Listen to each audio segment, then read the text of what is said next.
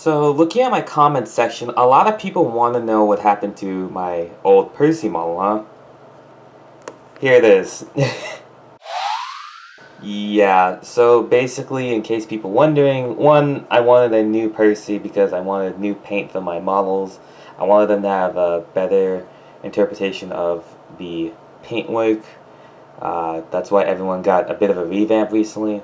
And quite frankly, I just wasn't happy with my Percy model, and on top of that, what didn't help it is that it took a dive and smashed to the floor. That's why the body is no longer around, because the body was made out of a brittle material from Shapeways called Frosted Ultra Detailing, also known as FUD or FUD, whatever. So as you can see here, there's nothing other than the chassis, there's nothing else. The motor still runs, it still runs perfectly, but I think it's time to give it a bit of a revamp. Not as Percy though, because I'm very content with my Railway Series Reverend W. Audrey style Percy model. To restore it back into Pug using this Pug kit. As you can see here, it's a BR Pug, and it's a little different from the Hornby one because this one has, you know, standard buffers instead of using the square ones like the Hornby one had. And I can't find the body shell for this Pug, so let's build it up into a completely new engine. Alright, let's get started. Okay, so the first thing we gotta do is strip all this green off. Now let's just take off these bolts here before any stripping will be done. Okay, so we got the bolts off. Wonderful. Now it's time to strip them down. Okay, so now here we got the model stripped of its paint, and I don't really think I need to paint anything black really, because the black on black's already there. This is the paint that was underneath it anyways. I never clear coated the model at all, even when I painted it green. So now it's all stripped. I know there's some green there, but I don't think you'll see it. If you do see it, I'm going to paint it black, and they'll just put more paint thinner on there, or just scrape it off. Either one will do. So yeah, now it's all stripped off, and now it's time to take the kit out and take the appropriate things that we need for the kit. Okay, so we have all the pieces here, and let's put all the pieces that we do need on here.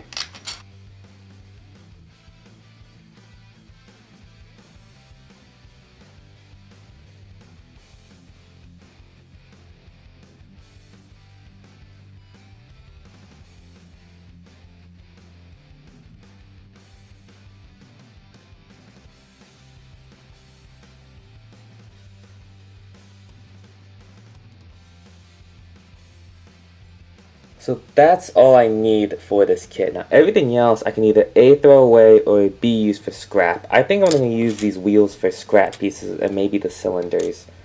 Everything else I may just throw away. But yeah, let's see what we have next.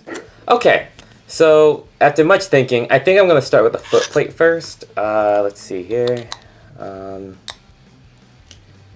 Yeah, I think I'm going to go with this here. Now I'm going to see if I can draw a hole where everything should be, and let's see what goes from here. I think I need to cut off these bits here as well, these little pegs here, and probably something right here. Simply put, they're not needed. So let's see where this goes, shall we? Okay, so after some dremeling with a drill bit and then a sanding bit and then some trimming using an X-Acto knife, as you can see here, perfect. Now, as you can see here, I added 3 of the sides to the cab. Now it's time to add this side. But as you can see here, when you add the chassis, the cab here will not unfortunately fit. So what I'm going to have to do is that I'm going to have to sacrifice the back head here. So here, let's cut that off now, shall we? And there it is. Not the prettiest job, but you know what? It can fit right in there. Alright. Also to my builders, make sure you get a paper towel or some type of Kleenex to wipe off the glue, because that will help you in the long run and you don't have to file down glue marks when you do that. At least for the most part. Very good. Great. This buffer beam gives me an opportunity to give you guys a warning. When it comes to... Good focus. There you go. If you guys have kits, to all the beginners, make sure you take off all this flash. And all the nub pieces too. Because, as you can see, there is a bit of flash. So, just take a file and simply just file it down. You can also use a X-Acto knife too, even though it's a wee bit dangerous. I don't recommend it though. Pretty much flush.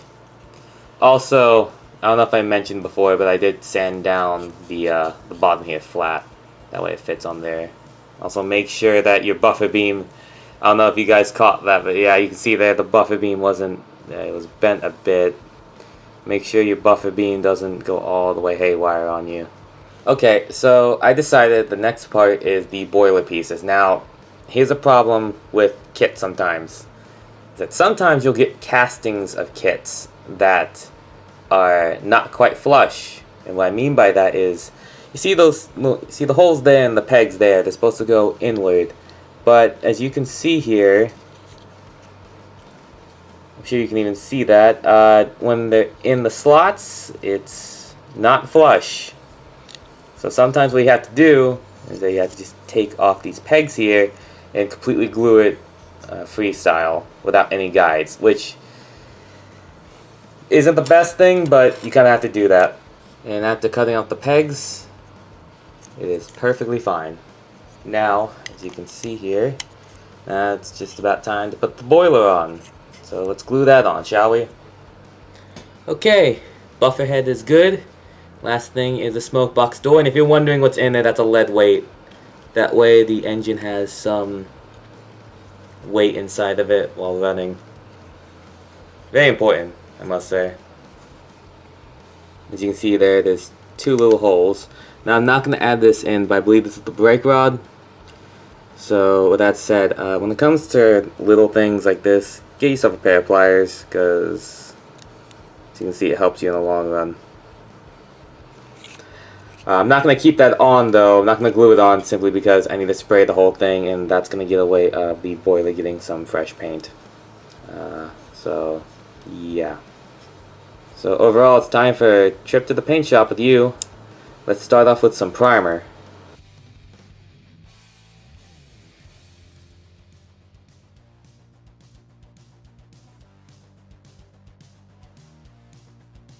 Okay, so after a trip to the paint store, Pug has been painted. And now he is currently drying with that silver paint, which I used a Tester's oil-based paint marker for.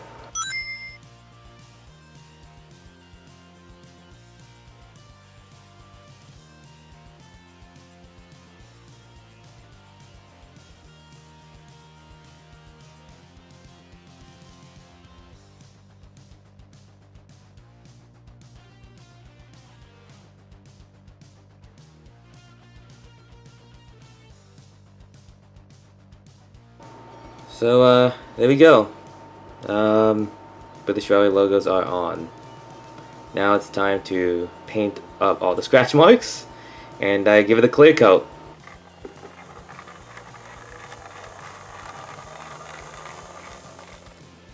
And here he is, Pug finally restored, thanks to the Dapol kit.